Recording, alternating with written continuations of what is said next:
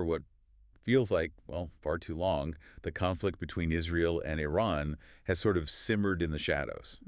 Mostly playing out through proxies, covert stuff. Exactly. But now the global spotlight is intensely focused on something completely different. It's no longer just a proxy conflict. No, it's escalated. It's open, direct confrontation now. Welcome to the Deep Dive. Today, we're taking a really close look at a stack of our sources, everything from breaking news, to detailed academic analyses, strategic assessments. We need to cut through all the noise. That's the goal. To understand what's really happening in this rapidly evolving situation, our mission today is to give you a clear, concise, and hopefully incredibly well-informed picture of this critical moment. Yeah, let's unpack it. We're going to unpack Operation Rising Lion, that's the recent Israeli offensive, delve into Iran's immediate responses, and then explore what this all means for the region and really for the world. Consider it your shortcut. Your shortcut to understanding a conflict that could genuinely reshape global dynamics. Okay, so let's start right there, on the ground. June 13th, 2025.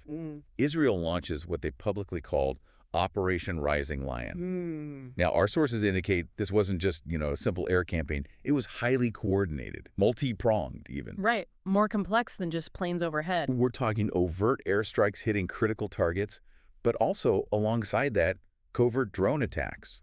Led by Mossad, Israel's intelligence agency. Striking deep inside Iran. Deep inside, and the targets. Incredibly specific, strategic. Key nuclear facilities like Natanz, Fordo, Isfahan. The big ones. The big ones. Plus IRGC missile launchers, that's the Islamic Revolutionary Guard Corps. Iran's elite force, yeah. And they even targeted senior commanders, including the IRGC chief, Salami himself. Which is fascinating, right? And something that emerges really clearly from the tactical assessments, the sources we have. It's the immediate and significant tactical advantage Israel seems to have gained. Reports indicate Tehran's air defenses were, well, rapidly decimated. Giving Israel near air supremacy. Near air supremacy over the capital, allowing for those round-the-clock strikes. But here's the really striking part. Okay. It wasn't just superior air power flying over. Accounts suggest Mossad drones reportedly sabotaged critical air defense systems from within. From within? Before the main attack. Before the main air campaign even began. So this raises a crucial question.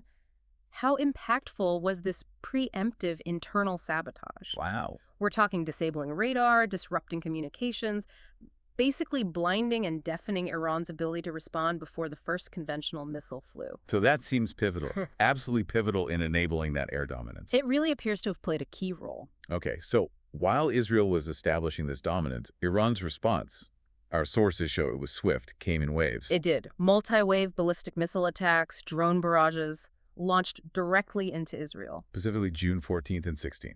Right.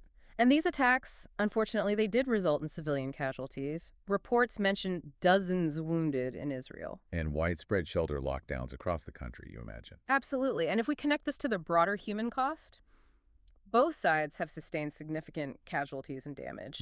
Iran, specifically, saw over 220 reported deaths, according to some analyses. And on the Israeli side? Besides the wounded, sources confirm infrastructure damage. That affects daily life. But what's particularly telling on the civilian front is this internal exodus we're seeing. People leaving Tehran. People reportedly fleeing Tehran after the strikes. It just illustrates that profound human impact, right? Beyond the military targets, forcing people from their homes. So given this immediate, intense action, the natural next question is, what exactly was Israel hoping to achieve? What were their stated objectives with Operation Rising Lion? Well, based on the analyses we've looked at, a primary objective seems pretty clear: neutralizing Iran's nuclear and missile capabilities. Getting rid of the threat. Exactly. The strikes explicitly targeted known enrichment sites: Natanz, Isfahan, central to the nuclear program, and Fordo. The one built deep inside a mountain. Always the tough one. Incredibly difficult to target, yeah. They also hit ballistic missile stockpiles. It signals a clear intent to dismantle, not just, degrade these programs. And beyond the hardware, there's a distinct political aim, isn't there? There seems to be. Undermining the Iranian regime itself. Netanyahu has been quite public about this, urging Iranians directly to rise up, denouncing the murderous regime, as he put it. And thirdly, fundamentally preventing future threats from Iran. Right. But, and this is crucial, Analysts widely warn that achieving actual regime change in Iran without substantial U.S. boots on the ground. Highly unlikely. Highly unlikely. In fact, and this is where it gets really interesting, maybe paradoxical. Go on. Some experts suggest these actions might even strengthen Iran's resolve internally. How so? Well, historical precedent shows that external pressure, if it's seen as an attack on the nation, not just the regime, often unifies people around the existing leadership. Making change harder, not easier. Exactly. It raises a big question about the long-term effectiveness of this strategy. Can a military op-in truly achieve those deep political goals, or could it backfire? That's a crucial point, that paradox of strengthening resolve. But despite the initial impact and Israel's goals, the narrative takes a maybe surprising turn when we look at Iran's response, their resilience. Iran has, so far, shown a degree of strategic restraint. That's definitely worth digging into. It absolutely has. They've meticulously avoided direct confrontation with the U.S. Why do you think that is? Very likely a strategic choice. To keep the war contained, prevent it escalating into a direct conflict with a superpower.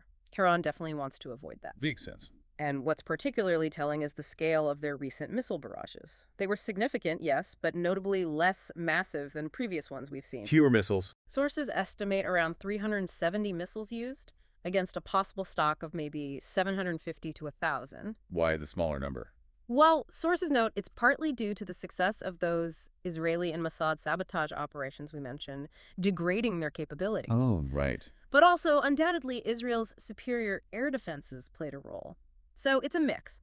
Operational limits and strategic caution. And internally. Yeah. On the regime front, you mentioned regime change seems improbable. Yeah, the sources largely suggest that achieving it through these military means alone is unlikely. It's not like taking out one leader topples everything. I'm more complex. The Iranian system is inherently decentralized. A complex web of religious, political institutions, multiple power centers, less vulnerable to a single-point attack. And that point about public support. Right, there's evidence suggesting public support might actually consolidate around Tehran in a crisis like this. It's that rally around the flag effect. External threats can unify a population, even around unpopular leadership. Which brings us to the wider world, the global stage. What does all this mean internationally? How are other major players reacting? Well, the U.S. President Trump has called for diplomacy, publicly urged Iran to re-engage in nuclear talks. While avoiding direct military involvement. Notably, yes, signaling a desire to de-escalate. Even though some reports mention pushback from within his own administration, some pressing for more direct action. So a split even within the U.S. government adds complexity. Definitely. It affects how the world sees U.S. intentions. Meanwhile, Western capitals, London, Paris, Berlin, they're expressing serious worry, right? Serious worry about uncontrolled escalation.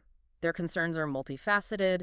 There's the chilling threat of chemical or even crude nuclear weapons being used if things really spiral. A nightmare scenario. Absolutely. Then there's the very real potential for wider economic fallout. Global markets getting hit. And rising oil prices, something everyone feels. Exactly. These are significant immediate concerns for the international community, way beyond just the region itself. And the immediate reaction globally. Growing condemnation of the conflict. The UN calling for restraint. Many countries urgently pushing for a diplomatic resolution. Lots of pressure for a ceasefire. Dialogue. Palpable pressure, yes. Trying to thread that needle between de-escalation and holding sides accountable. So, looking ahead, what are the possibilities? What comes next?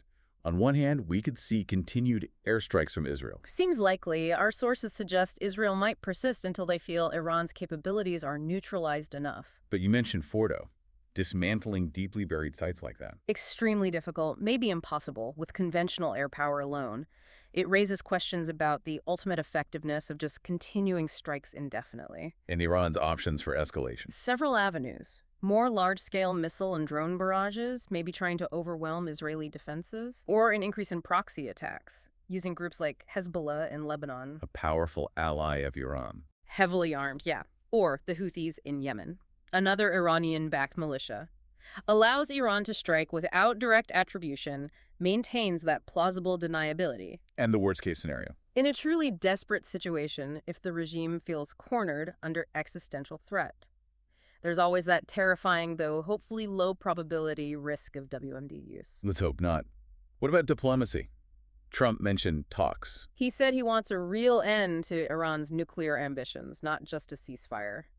which implies, well, talks are likely paused for now, but could resume, maybe with new parameters, a different landscape. And finally, that regional spillover risk. You mentioned oil prices. Immense and multifaceted risk, potential price hikes, 10–20% maybe, hitting global economies. In the Strait of Hormuz. A severe threat to global trade through that critical choke point. A fifth of the world's oil goes through there. Any disruption. Massive global repercussions. Plus the risk of others getting directly involved. US, UK, France. That would dramatically broaden the conflict. A very real possibility everyone is watching. So, to summarize this deep dive, what we're seeing is no longer a proxy war, no longer covert. It's open confrontation. It's dramatically reshaped Middle East dynamics.